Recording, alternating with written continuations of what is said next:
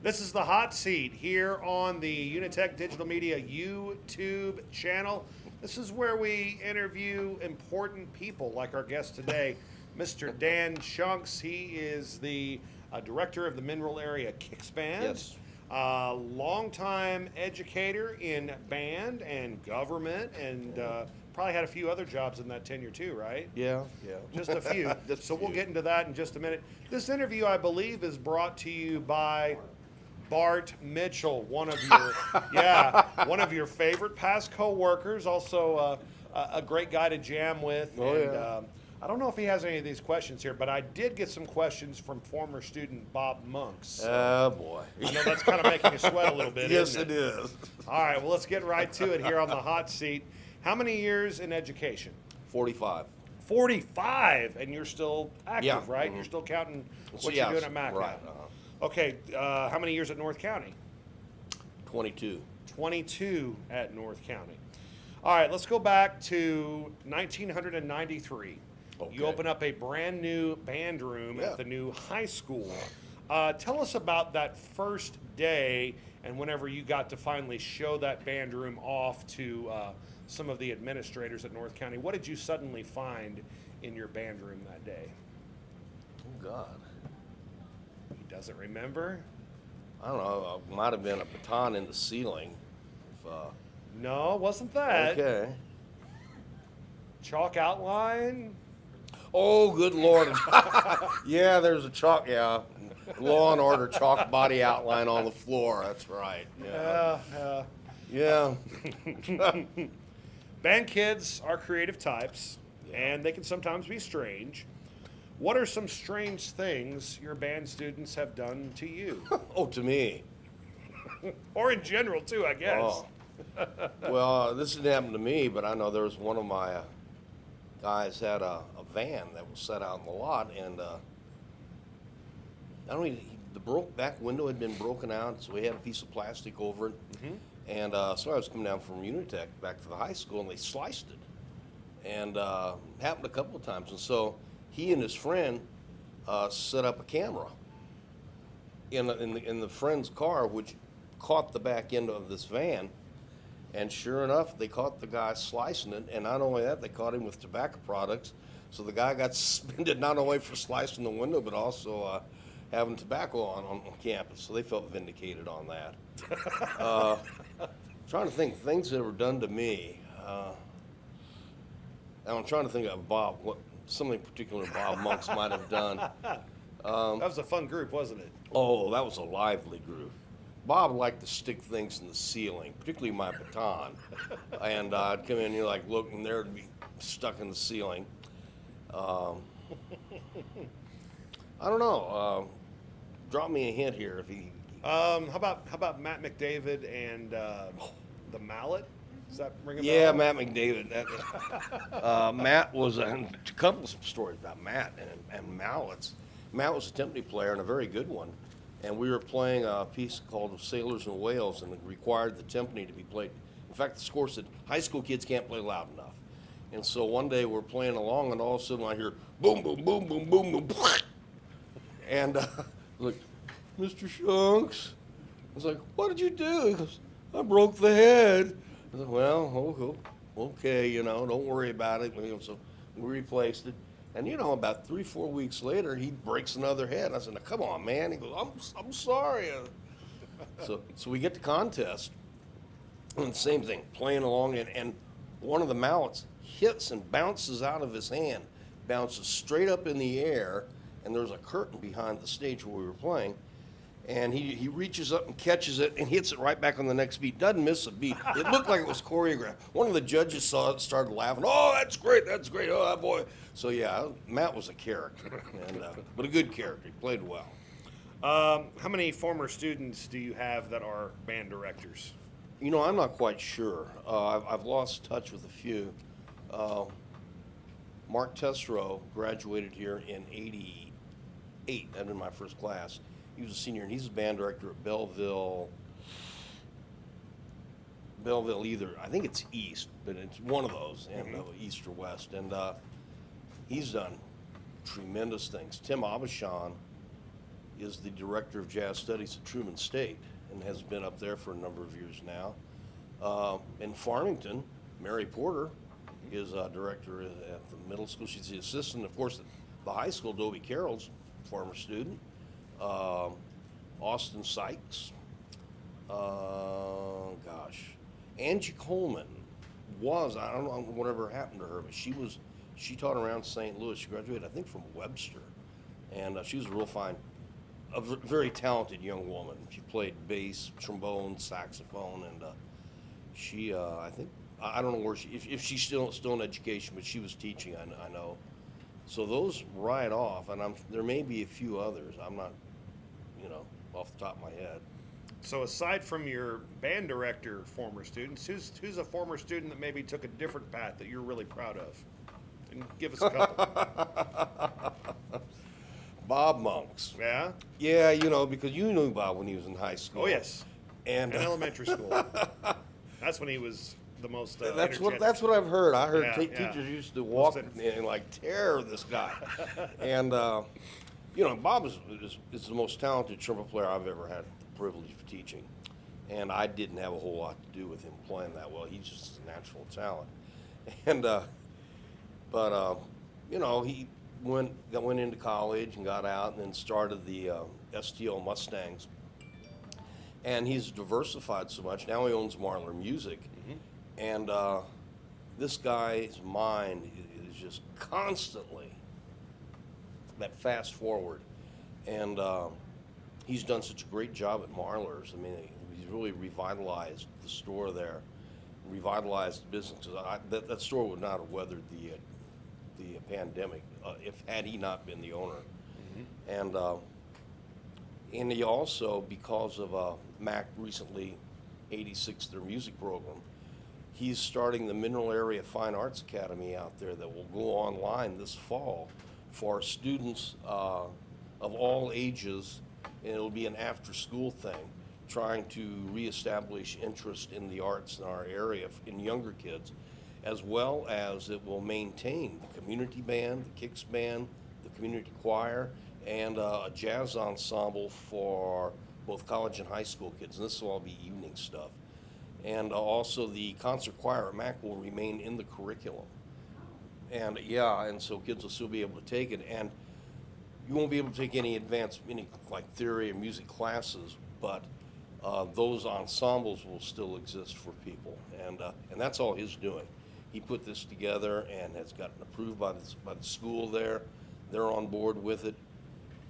And he's trying to set up a jazz camp this summer at Mac that they used to have years ago. And we've decided that the Kicks band's going to run it instead of bringing people in, because we're trying to keep the costs down and trying to get it off on a successful foot. So Bob is one guy who just amazes. It's hard.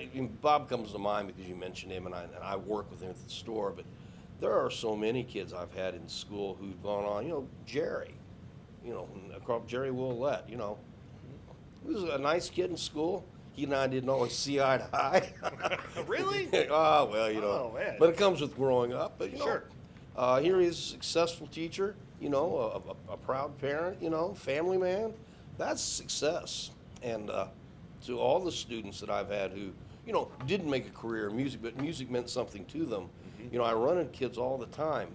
They're adults now. In fact, working with the high school jazz band yesterday, there were the children of at least 4 former students. Their parents or step-parents were former students that were in the top band. And I just kind of, oh man, that's another generation, and but it's nice to see. And so yeah, we got businessmen and lawyers, and Holly Maynard, what's her name now? Joyce, yeah, was a lawyer, and so it's hard just to pick one. There's so many kids who have stayed in the area and are successful, and at the same time, kids who've moved on and been successful. So, What was it like being able to teach your sons? Not a lot of teachers get to do that because they normally keep them away from That was their fun. kids' classes. It was fun. Did it work out okay? Oh, it was great. I loved it. Because band being such a wide aggregation of people and different ideas and that sort of thing, I would get feedback. Well, some guys think da da da da da da da. Well, no, we can't do it because okay, but now my youngest son particularly liked to tell me how to run the band. And, Yeah. No, that's not going to happen. In fact, with him, I went on rants. Really? I look back one time, and I see him. He's in the tuba section. He's stretching, and I see 9. It's like, and then these other guys are going 10, 8, and I'm like, and they were rating the rant, like in the Olympics. And so I got to the point, and the tuba set, so nobody else could really see them. And there were about 4 or 5 of them back there. And so, sometimes I would just kind of chew on people and try to make a point, and I'd see 3 shaking their heads, and sometimes you'd see 10. So that was, and having Nathan in class too, man, because Nate was something that really enjoyed music, and still does, still plays, and it was just a lot of fun, and of course always getting suggestions. Again with Phil, Nathan when he was a senior was playing timpani. Man, we really need to play Sailors and Wells. I really wish we could play that. All right. And Phil's, I guess, senior year, we were going to play a march. Had a real tough tuba line on it, and called Honey Boys and Parade. And I said, I'd really like to play Honey Boys. That ending, man, that's kind of tough. Oh, we got it. I said, you sure? Oh, yeah, we got it. We got it. Don't worry about it. We got it covered. I said, all right, well, we're going to, it's going to contest. That's cool. Well, it was cool.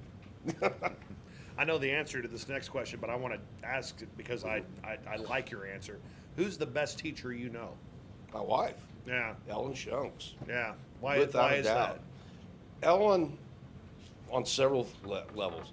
First, she is an educator in the field of communication. And that, to me, what she teaches is the most important thing in school, period. And she does it in such a way that it doesn't eliminate anybody. A lot of classes, kids are eliminated even though they're sitting there. Right. The teacher doesn't like them, or they don't like the teacher, or they don't like the subject, or maybe they don't have an aptitude in the subject.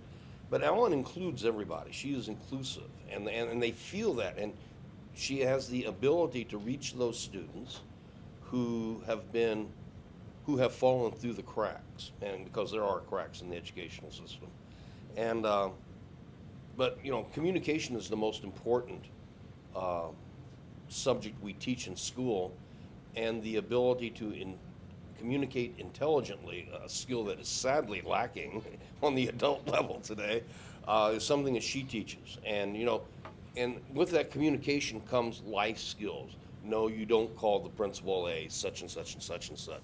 And no, you don't do that. No, you really want to. Well, how's that working for you when you called the teacher that? Well, she actually was almost a student advocate her final 5-10 years at North County, because she had various students that she really shepherded through. And if they got in trouble at the office, before the kid got called to the office, they'd call Ellen down. Oh, get Mrs. Schunks down here, so-and-so. And so she would go in and buffer. And, they would okay, we'll do this, we'll do that. So no, that's, and her mark on students, education, I think is lifelong. She started teaching, I've known Ellen as long as she's taught. When she started teaching over at West County, she had a class called her 8th grade felons. They were all 8th graders. They all had felony convictions, adult felony convictions, and they all knew the judicial system. So that when some guy said, I got to go to court tomorrow. Oh, what judge you got? Oh, yeah, man, here's what's going to happen, And they knew the system better than the adults. And she managed to communicate with them. And I wouldn't say identify with them, but she managed to include them in the realm of, hey, we need to learn this, we need to learn that, and had a working rapport with them, where a lot of teachers would have looked at that and gone, God, you got to be kidding, gee. So I've never heard her say that. And so, yeah, that's the best teacher I know. Besides her, who are some other teachers that you miss working with? Oh, God, miss working with. Well, Shane Burgess, of course. Yeah, Shane was right-hand man over at North County in our years there, and we wouldn't have had any of the success we had without him. My God, I couldn't ride a marching football show, and I had 3 years to prove it, and I did. And Shane came, and immediately we started winning trophies, and plus just a good friend and a good educator. I miss John Crabtree, principal. Yeah? John was a good guy. fellow. He was a good guy. John was probably one of the best principals I ever worked for, because he didn't forget what it was to be a teacher. A lot of folks get all that spaghetti behind their name, and they forget, what it was to be in the classroom and deal with kids, and John didn't. And being a kid at heart, I don't think he ever grew out of that, and that's I think the key to being successful in education. Old Bart, Bart Mitchell, like Jeff Colley says, if you ask Bart what time it is, you better have enough time to figure out how to build the clock, because that's what Bart's going to do. Yeah. And I love Bart dearly. I've known Bart since he was in high school. Oh, wow. And a really good friend, and a genius. And the man can do anything, solve any problem, and just an outstanding person. Oh, Dee Schlemeyer was fun to work with. My God, she had such wonderful choirs, and it made having crossover kids in band and choir made the band so much better, and that was nice. And the English department. Right, yeah, can't leave the English department out. No, we can't, because I'd go down and have lunch every day with the English department. And they were the biggest bunch of practical jokers and just fun people to hang with. They made teaching during the day. You'd go down there and everybody would blow off steam. Everybody got along. The poor fellow they called RJ. They pulled a couple of practical jokes on that poor guy. I think he left because of it, but yeah, you'll have to ask Jeff about him. Okay. But yeah, the English department, man, I loved all those folks, and David Weatherly, and well, of course Eric Bryan, of course my wife Terry Barron, Ashley, Steve Cross? Yeah, Cross. Just the whole department, just great people. Favorite instrument to play? Oh, trombone. That's what I still play. So. Favorite instrument to teach? I love teaching the trombone, but I like teaching clarinet. It was one of those things when I started teaching, it was one of my weaknesses. And one of the things that my early bands would criticize, weak clarinet sound. So I picked brains, worked at that, and we became, we love your clarinet sound. Oh, this is clarinet. So yeah, clarinet. Favorite restaurant to hit with a busload of kids after a competition? Oh, it'd have to be Lambert's. Yeah, they're kind of equipped for it. Yeah, they were, and they didn't have bands stopping down there, and we decided we were going to go to Charleston. I said, and we'll stop at Lambert's on the way back, because I thought, all the kids ought to have that experience. Sure. And plus, I like taking the band places at good places to eat. Right. If the jazz band went to Cape, we'd go to Bee Gees, because they had great potato skins. And but yeah, Lambert's probably after with the marching band particularly, because everybody had a good time. Favorite local restaurant? You can give a couple if you don't want to. Oh, I like 12 West just because food there is really good. And, almost walking distance for you too. Yeah, actually it is. It's on the walk the dog route. Is it? Okay. Oh yes. But let's see. I like Culver's hamburgers. Right. And of course Hunt's is walking distance from the house, and they're really good. We eat at a pasta house. Particularly if I'm trying to eat healthy with a lot of salad, that's a good place. Favorite musician that you've worked with on the local level? Because I know we have a really good stable of local musicians, and you can again throw out a couple here too. Favorite? That's tough. I'm just going to say the guys in the Kicks band, because that group's like a family. God, some of the youngest members have been in the band 10 years. And others, I think Bart's been in the band for 37 years continuously. Bob and the guys have been in the band 20 years probably. So, yeah, the Kicks band, because we're just a bunch of guys who play music and have fun, guys and girl. We have Guys and girl? Yeah, we just have one Singular. lady right now, Mary Porter. Yeah. Poor Mary. Favorite touring musician you've ever worked with? And you've worked with some doozies. Yeah, we have. Oh, my favorite probably been Bill Watrous, the trombone player. Okay. Because he and I got Just because of the instrument? Well, he and I got connection? to know each other pretty well, and he'd call and like if he wanted to come back out to Missouri, hey Dan, what's going on, and I said, well, we got a jazz festival. Hey, I could do this. Well, okay, and after we finished playing with Doc Severinsen, which was not a good experience. Really? Doc was a southbound of a northbound horse to the band. He was rude. He was hateful. Really? Wow. And he was 90, what? He was 88. 88 when he came through? But Okay. when he turned to the audience, he was Doc Severinsen from the Tonight Show. Right. But boy, when he turned around at the band, and the band played well, he cursed at them. He cursed at the sound check. He wanted to fire the rhythm section. Took umbrage with Nathan's playing, which really ticked Well, yeah, me. it's your kid. Yeah, that drummer, what about him? And the week before he'd been in Kansas. I wish I had the rhythm section we had in Kansas last week. And man, I came real close saying, well, Doc, you're not in Kansas anymore. But I could see me having to explain the next night to two sold-out houses at Centene. Mr. Severinsen isn't here tonight because Mr. Schunks ticked him off and he left. But Bill Watrous, Clark Terry was a lovely person. Clark was the first African-American to play on the Tonight Show Orchestra. He's from St. Louis originally, and he's one of the great trumpet players in jazz history. And he came out, and I was so excited to work with him because this was Clark Terry. That's like saying Albert Pujols is a great ball player. That's where Clark Terry is. And we had the music out, and man, the audience is applauding. He comes out. I look down at the music.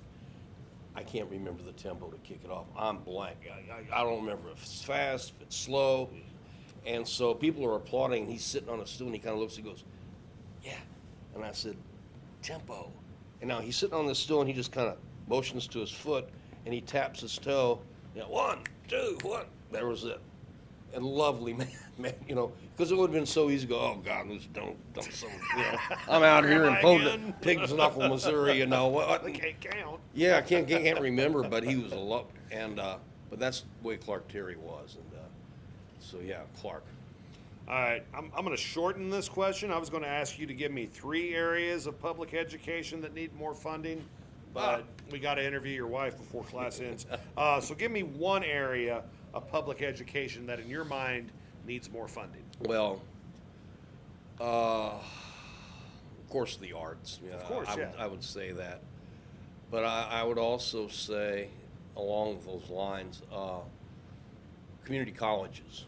Mm-hmm. Community colleges have over half the population, college population in Missouri attend community colleges, and yet they receive only 19% of the funding. Years ago when I was a student, and 50 years ago now, when I was a student at Mac, funding from the state was, 70, 80%. Today it's down, I want to say, it's below 50%. It's more like 40, 30% down in that area. And the problem with that is the way that the schools have to make that up is through tuition and cutting programs like the music program or the drama program, the ag program, programs that are vital to our area. Because the students who participate in the music program, while they may not all be music majors and graduate with associates in music, for many of them, that was an opportunity to get a music scholarship and further their education. I went to Mac, but I was a history major on music scholarship. Had it not been for that, my life would have been completely different. Had Mike O'Brien not called me and said, hey, we need trombone players, I don't know where my life would have gone, but it wouldn't have been down here. And so, the community colleges serve such a purpose, and that purpose is being undermined by prejudice and ignorance in Jefferson City. And our state legislators should be ashamed of the fact that higher education is no longer a crown jewel in the Missouri. The state college system used to be a crown jewel where it would attract people to your state, and then not only would it attract people to your state for an education, they would stay here and put that back to work. They would reinvest that. Same thing with people who are in the music out at Mac who will no longer attend there because of that. They would reinvest that money back into the community. Other programs there that bring in folks from scholarship, well, I'll be blank. The athletic department out there is massive. They're successful. But how many of those people actually stay in the mineral area? And how many people are actually from the mineral area? You know, a couple of years ago, there were more women basketball players from outside the United States than there were from St. Francis County. And while that is a use of taxpayer money, I don't think it is the best use. And so to that end, you know, we need to take care of the children and the constituents of the college, and that will give us then a more willing base to support the college. Excellent. Who would play you in a movie? Gene Wilder's dead. That's a solid one, though. Yeah. Oh, yeah. Absolutely. Gee, I don't know. I don't know. You know, my intelligence and education in movies has pretty much stopped with the '90s, and you know, I'd much rather watch an old De Niro movie or an old John Wayne movie than a lot of the new stuff I see. It lacks. You know, I don't like horror movies. I don't like you know, the way the sci-fi stuff that is, and the computer generated stuff. I'd just like to see great stories acted. I guess is why we watch a lot of BBC. So, really, I don't know. I would like to see a young Harrison Ford. Young Harrison Ford. Okay, there you go. I don't think De Niro would be a good band director. He'd like the challenge of the role. Yeah. The challenge of the role. Okay, we'll get you out of here on this. Oh. You are a sophomore getting ready to be a junior, and you are allowed to take one of the programs here at UniTech. Which one would you choose? Oh, it would have been this one. It would have been telecommunications. I was in high school. I was very much interested in radio broadcasting. You have a good voice. And I went down to the counselor and I said, hey, you know, and I was a senior. I said, you know, I'm interested in radio. Do you have to go to college for this? And the guy goes, well, of course you do. And he throws a college catalog at me, and that's it. Huh. And I thought, well, you know, what is this? You know, what am I looking for? And, you know, that was it. He didn't care. And so I was like, well, okay. But, yeah, I was always interested in radio and particularly radio. And because, and I love Walter Cronkite and David Brinkley and, you know, the news guys who were actually news guys, yeah, right, who had a journalistic background. And had I known more, I would have gone that way because it still is, I find it fascinating. I read all their books. So that might have been it, yeah. Cool. I think you would have been a fun student to have in class. Oh, we'd had a good time. Absolutely. I'd have given you the business. Dan Schunks joining us here on the hot seat. And make sure you like and subscribe to the channel. That way you get notifications next time we drop another hot seat video. And if you want to put somebody in the hot seat like Mr. Mitchell did with Mr. Schunks, all it costs you is $25. That donation goes to this class.